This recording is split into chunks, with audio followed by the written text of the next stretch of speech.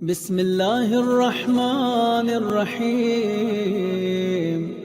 ایک مومن کا دوسرے مومن کی زیارت کرنا بھی عبادت ہے، اور جب دو مومن آپس میں ہاتھ ملاتے ہیں تو دونوں کی گناہ ایسے چڑھ جاتے ہیں جیسے خزاں کے موسم میں درختوں سے پتے جھڑ جاتے ہیں۔ یہ خود حدیث میں آیا ہے۔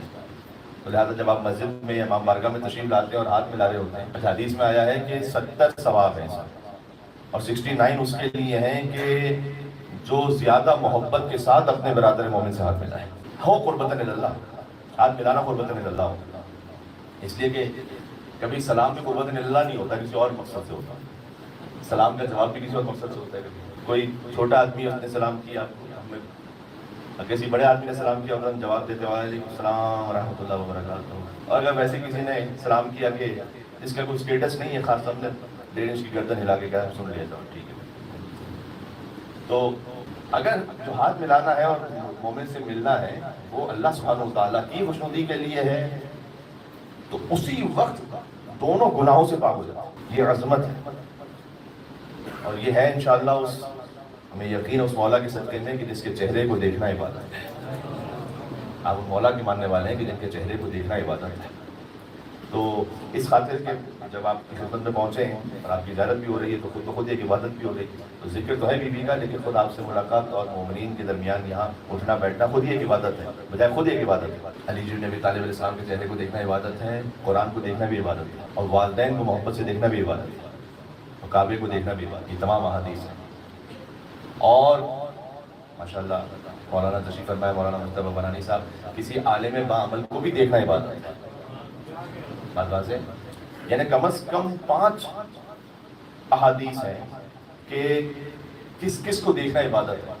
عالم کو دیکھنا عبادت ہے، والدین کو دیکھنا عبادت ہے، قرآن کو دیکھنا عبادت، کعبے کو دیکھنا عبادت اور مولا علی کو دیکھنا عبادت۔ لیکن ایک فرق ہے، لیکن جب قرآن کو دیکھ رہے ہیں تو قرآن کو دیکھنے کا ثواب تو مل رہا ہے، لیکن اس کو کعبے کو دیکھنے کا ثواب تو نہیں ملتا ہے میرے ساتھ۔ جب والدین کو دیکھ رہے ہیں تو والدین کو دیکھنے کا ثواب تو مل رہا ہے، لیکن اس وقت قرآن کو دیکھنے کا ثواب تو نہیں ملتا۔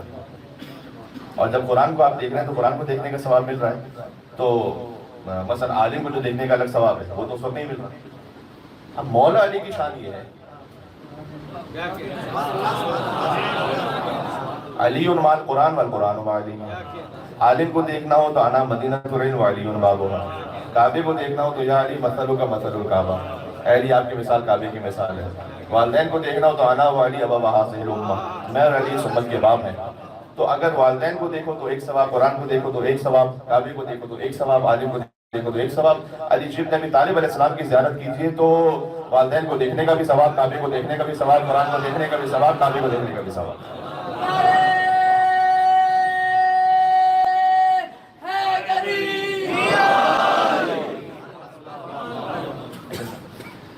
خود یہ نعرہ حیدری جو آپ مجلسوں میں لگاتے ہیں، یہ خاص شان ہے انڈیا پاکستان کے مومنین کی، کہ ہمیں اپنے بزرگوں نے یہ میراث میں عطا کیا ہے کہ ہم مجلس میں اس طرح سے اپنے جذبات کا اظہار کرتے ہیں۔ اور آپ کو ایران عراق میں تو اس طرح سے نہیں ملے گا۔ خود آپ کا سبحان اللہ کہنا، کہ جب سبحان اللہ کہتے ہیں تھوڑا سا بھی کم کہہ رہے ہیں لیکن کہیں گے آہستہ آہستہ انشاءاللہ۔ خود سبحان اللہ۔ حضرت سلیمان گزر رہے تھے، میں چاہتا ہوں کہ یہ سارے متفرق جو نکات ہیں اور آپ کے ذہن میں محفوظ رہ جائیں تاکہ بعد میں بھی کام آئیں۔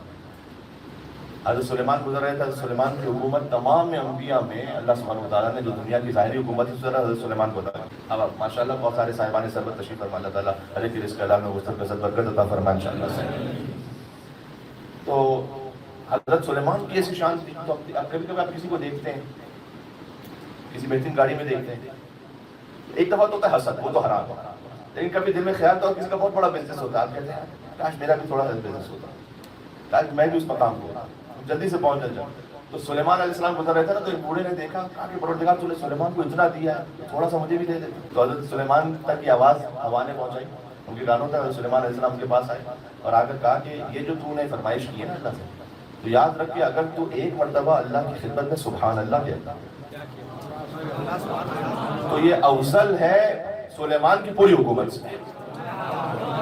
کیوں؟ اس لیے کہ حضرت سلیمان نے وجہ بتائی، وجہ یہ بتائی کہ اس لیے کہ سلیمان کی حکومت ایک دن ختم ہو جائے گی، تیرا سبحان اللہ کہنا اور اس کا ثواب وہ ہمیشہ کے لیے باقی رہ جائے گا۔ تو یہ جو آپ سبحان اللہ کہہ رہے ہوتے ہیں یہ خود ایک بڑی عبادت ہے، اتنی بڑی عبادت ہے کہ سلیمان کی پوری حکومت سے افضل ہے۔ یہ مجلس کا ایک ادب ہے، خود سبحان اللہ کہنے کے اپنے یہ سبحان اللہ کہنا بھی ہمیں کس نے سکھایا، کس کے در سے ملا؟ اگر آپ اسے سمجھ سکیں. ہم تسبیح پڑھتے ہیں، بات واضح ہے آپ تک. اس کا بھی قرآنی رخ ہے، اس کا بھی قرآنی رخ ہے، اس لیے کہ سورہ نور میں اللہ سبحانہ وتعالیٰ نے کہا ہے کہ فی بیوت اذن اللہ ان ترفع ویذکر فیہا اسمہ. کچھ گھر ایسے ہیں کہ جن کی تعظیم کا اللہ سبحانہ وتعالیٰ نے حکم دیا. ان گھروں کی پہچان کیا ہے؟ کن گھروں کی تعظیم کا اللہ نے حکم دیا؟ یسبح لہ فیہا بالغدو والآصال. یہ وہ گھر ہے کہ جن میں صبح و شام اللہ کی تسبیح پڑھی جاتی ہے. ایک سوال پوچھنا چاہوں گا آپ سے، نماز کے بعد کی تسبیح آپ کو کس گھر سے ملے گی؟ کس گھر سے ملے گی؟ یہ بھی فاطمہ الزہرا سلام اللہ کی طرف سے ملے گی نا. تسبیح فاطمہ ہے نا وہ. تو اللہ نے پہچان بتائی ہے کہ جن گھروں کی تعظیم کا حکم ہے ان گھروں کی پہچان یہ ہے کہ صبح و شام جہاں اللہ کی تسبیح پڑھی جاتی ہے. ایسا جب یہ آیت نازل ہوئی ہے سورہ نور کی آیت نمبر 36 سے، تو جا کے دیکھیے گا. مثال کے طور پر عبداللہ بن عبید اللہ حسکانی نیشاپوری حنفی، انہوں نے اپنی تفسیر میں لکھا ہے شواہد التنزیل، یہ اہل سنت حوالہ ہو گیا اور باقی تو بہت سارے حوالے کے حوالے موجود ہیں.